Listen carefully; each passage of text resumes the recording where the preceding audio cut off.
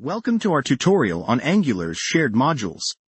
In this section, we're importing Angular's core NgModule and CommonModule.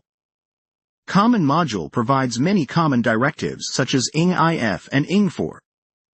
Additionally, we're importing a shared component that we're going to use across different parts of our application. Now, we define our shared module by annotating the class with the NgModule decorator.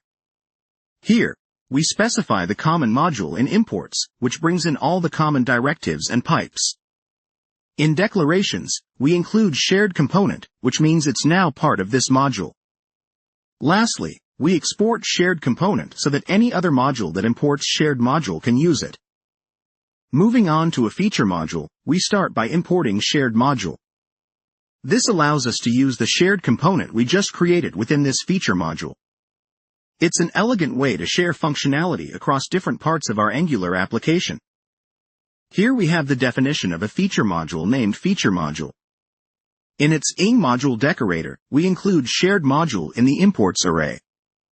By doing this, we can use the shared component and potentially other shared entities within any component declared in this feature module.